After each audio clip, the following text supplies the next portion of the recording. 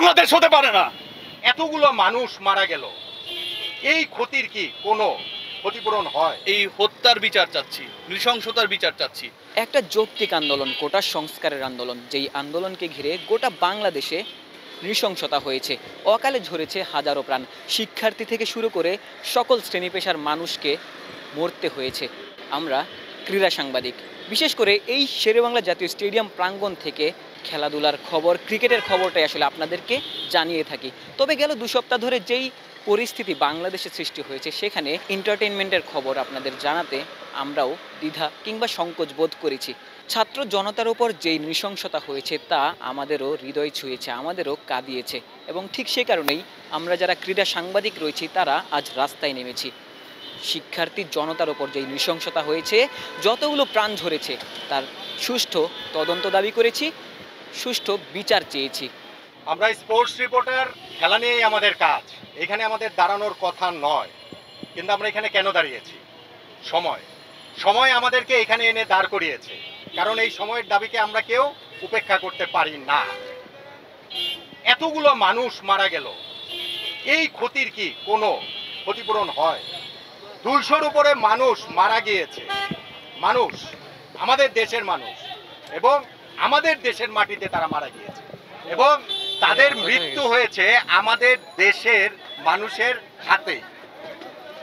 এইটাকে আমরা কোনোভাবেই আসলে মেনে নিতে পারি না।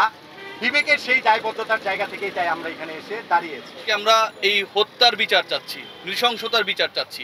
একবার ভেবে দেখুন, যখন গুলি ছোড়া হচ্ছে, যেই ছুড়ুক, আমি কারো পক্ষে বিপক্ষে না, আমি সাধারণ, সেই গুলিটা কিন্তু ঠিকানা জানে না, সেই গুলি কিন্তু জানে না কাকে গিয়ে লাগবে। ছোট শিশুর চোখে গুলি লাগে, মাথা দিয়ে বের হয়ে যায়, সে মৃত্যুবরণ করে। আজকে আমরা এখানটায় দাঁড়িয়েছি কেন? এই নৈরাজ্যের বিপক্ষে, এই হত্যাকাণ্ডের বিচার চেয়ে। এখানে যারা দাঁড়িয়েছে তারা কোনো দলের নয়, এখানে যারা দাঁড়িয়েছে তারা পুরো বাংলাদেশের কণ্ঠ। আমার সন্তানের বয়স 3 বছর 9 মাস।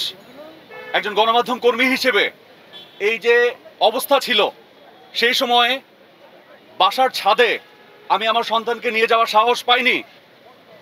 আমার মনে হয়েছে আকাশ থেকে কোনো একটা গুলি হয়তো বা আমার প্রিয় সময় লাগে কেড়ে নিতে পারে। এটা বাংলাদেশ হতে পারে না। গণমাধ্যম কর্মী আমরা, রাস্তায় নেমেছি সংবাদ কাভারের জন্য।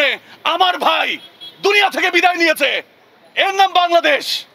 প্রশ্ন পুরো 18 কোটি বাঙালির কাছে।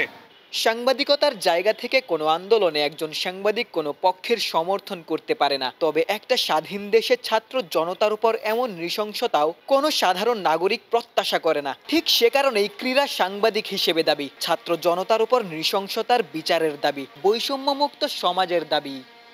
শেরেবাংলা জাতীয় ক্রিকেট স্টেডিয়াম থেকে ক্যামেরায় আমিনুল ইসলাম সুজনের সঙ্গে গোলাম সারোয়ার, ক্রিকেট 97।